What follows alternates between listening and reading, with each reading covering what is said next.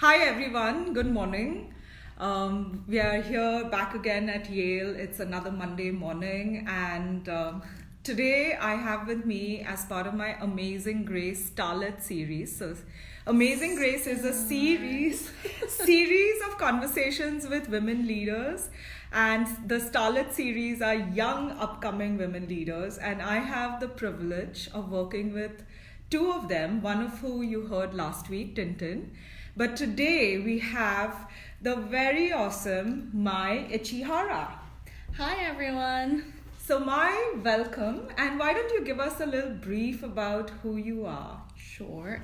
So my name is Mai. I am a Japanese American studying here at Yale, a joint degree graduate student both at the Yale School of Forestry and Environmental Studies and the Jackson Institute for Global Affairs. Great. And I asked this question to all my guests. What are the 3 adjectives that you would use to describe yourself? Okay. I am tenacious. I am passionate, and I am optimistic. Yes. So what are you passionate about? I am passionate about protecting our natural world, our environment. And not only because I love plants and animals, but because humans depend on it. And so I love my friends and family, and I want to make sure that they can live a comfortable life for future generations to come and their generations, as well as humanity in general. Great. Why don't you tell us a little bit about how you came about doing this work in environment? Because you didn't start off with environment as a focus subject, right? No, not at all. But you're very young. So, I started doing the work I'm currently doing at the age of 40. But, Mai is in her 20s and she's really young. Late 20s. So, I grew up appreciating nature for sure, but I never thought of that as a career, something related to a career, right? And I lived in Colorado from starting age 10, and that probably had a really tremendous impact on me because it's just naturally beautiful. Everyone who's never gone to Colorado has to go to Colorado. It's majestic is all I can say about that. But granted, I was also living in a really small town, so I just wanted to see the world, and high school me thought job to see world equals international affairs, so that's really why I started studying that. And then I had it in my head that I wanted to be a diplomat and realized that was too... I wanted a specialization even within that. So it took me a long time to figure out what I'm most passionate about. And I realized that my love for nature, my hobby to be in the outdoors, that all could be tied into an actual professional career. But there was one moment, right, when you decided that this was the path you were going to seek. Mm-hmm. And what was that one moment? I think it was a string of one moments, for sure. One is when climate change became more of a hot topic news item, because I used to work in journalism. And so I started seeing that come up all the time, all these leaders and inspirational figures that I look up to, claiming that climate change is a really serious issue.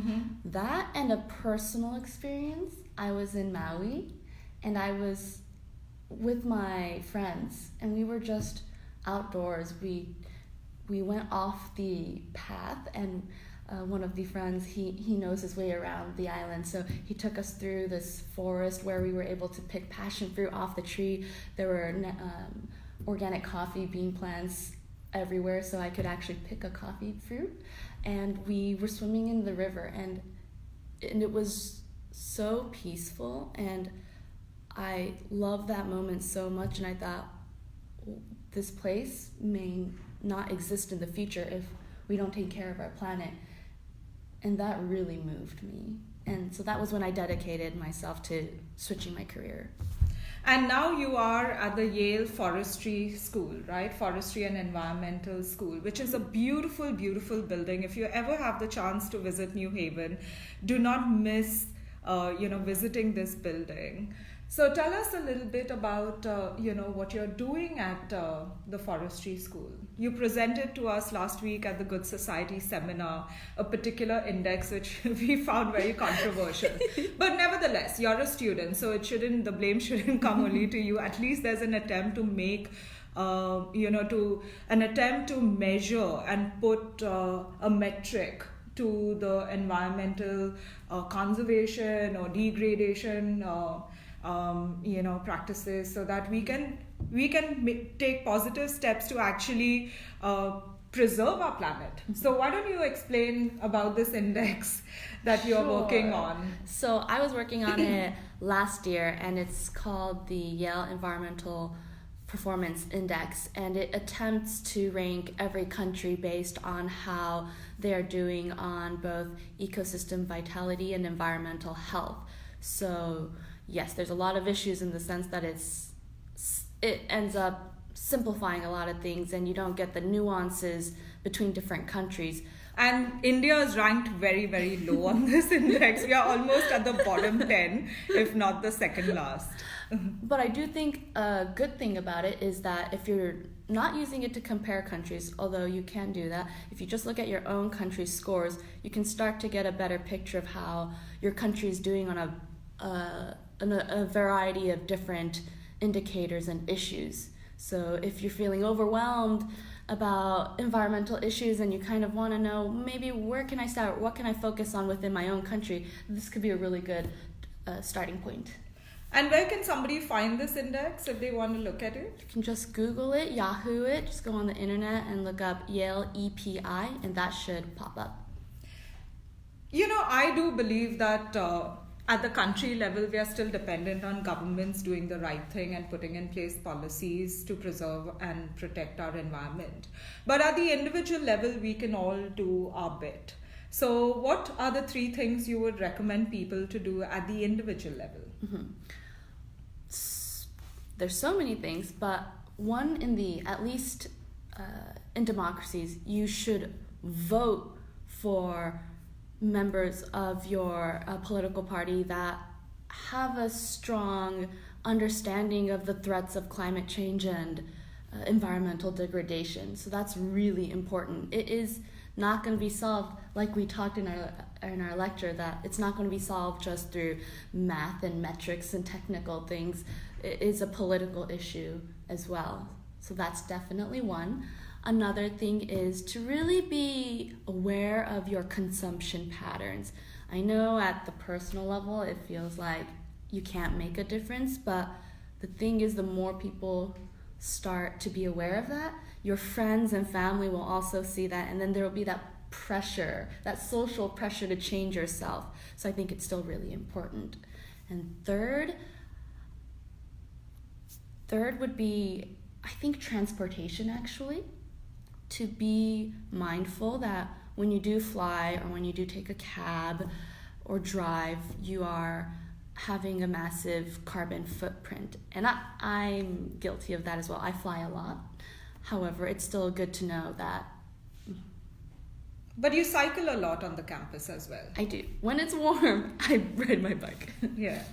Well, Sarah asks a question: what's the most surprising find of the performance index? That's a really good question. I was working specifically on heavy metal pollution, so I haven't gotten a chance to really look at the aggregate results between different countries, but I thought heavy metal pollution, that was really interesting because some countries still have lead pollution problems specifically, and lead is a really toxic metal. Even a little bit can degrade your cognitive abilities for life. So in countries that have that issue, your children especially, pregnant women, should be really careful about their lead intake. It was actually terrifying. And you mentioned that during your stint as a journalist, you followed Hillary Clinton on her campaign trail.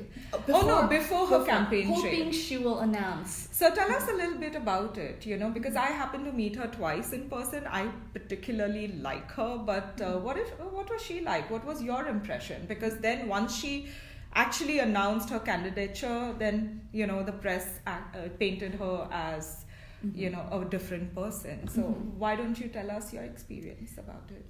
Well, I personally love her, and I was in an all-female team within our news unit. So our bureau chief was a female, our camera woman was a female, and me, the associate producer, was also female.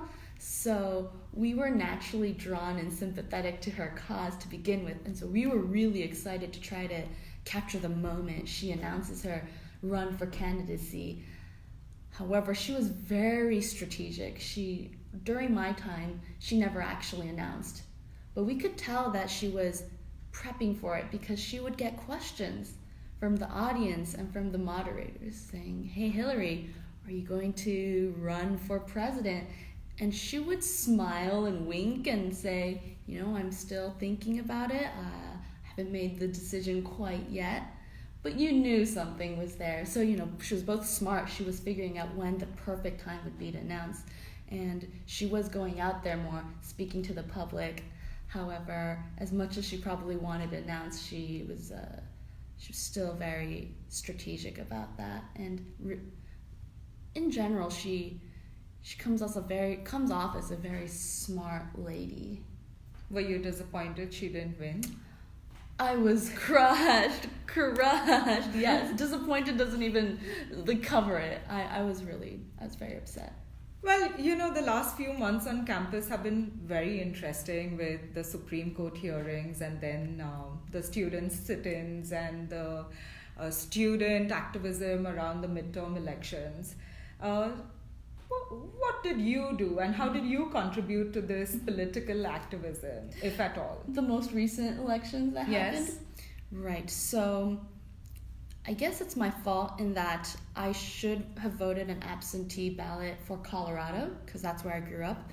But for whatever reason, I didn't get my absentee ballot and I wasn't on top of it, so I had to, at last minute, decide to vote in Connecticut.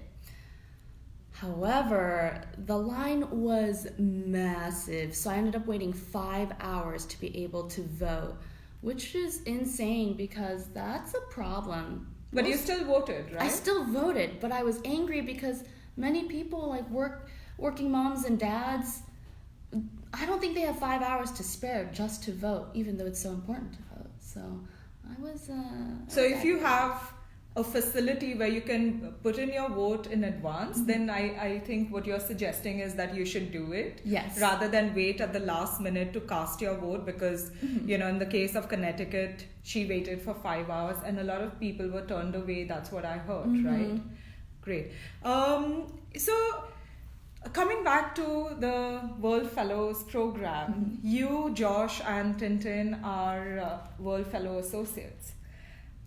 Why did you apply to be an associate? How did you hear about the program? And what has been your experience thus far? Okay. I first heard about it because I attended one World Fellow event, the cohort before you, and I thought they were really cool. There were 3 women from 3 different countries doing really awesome things, and all of them also happened to be mothers, I believe. And it was really impressive that they were doing all that they were doing. And so then I looked up World Fellows Program. I saw that there's an associate position, so I applied. I didn't think too deeply into it. I just thought, how cool would it be to have 16 global friends who are doing inspiring things throughout the world, and I would love to be a part of that in any way possible. Luckily, I got it. And have you enjoyed it? It's been the highlight of my semester, for sure, if not my entire Yale academic career. That's so sweet. And I must say that Mai has inspired us a lot with her passion for environmental issues, and in her own small way, she has influenced all of us to make sure that, you know, we always have environment at the top of our mind. So well done. And what is the one message you would like to give the young girls watching this session? So why I say young girls, it could be the young men as well, but this is really focused at providing role models. And, you know, we have very few women leaders at the top, not enough in my opinion. And the idea is to create a pool where you can see different women approaching different issues from their perspectives, and you can be anyone who you want to be. And this is a way of putting those, you know, visuals and stories in the limelight. So for all those girls out there, what would be your message? I think I have a two-part message. One is more general, which is reach for the stars. I think girls should be risk takers. We have not always, but we tend to have the habit of questioning our capabilities and our worth and our value, and I think it's time that we just go for it. And I need to tell that to myself more as well. And the other is in terms of tackling environmental issues. I think females have a big role to play. Because women tend to compare themselves against each other a lot, I actually think that can be used as an opportunity. If you start caring more about the environment, I believe your female friends, female colleagues will also start feeling that pressure and start to consider it more as well, just because we tend to do that where we look at each other a little bit more often. And a lot of times in terms of family households, women are the one that control or that end up using the money, even though they might not often always be making it. And so your purchasing power and your decision making on that can really make an influence, like what you buy or how often you buy things, you know, whether it's food or clothing or anything else. Well, thank you so much. I know you have to run for class. So thank you very much for sharing your words of wisdom with us and telling us a little bit about what you do. And we wish you all the very best in the future. And I do hope you make it a point to come to India and visit us. I would love to come to India, and I will get there someday, for sure. Thank you. Bye. Thank you, Elsa.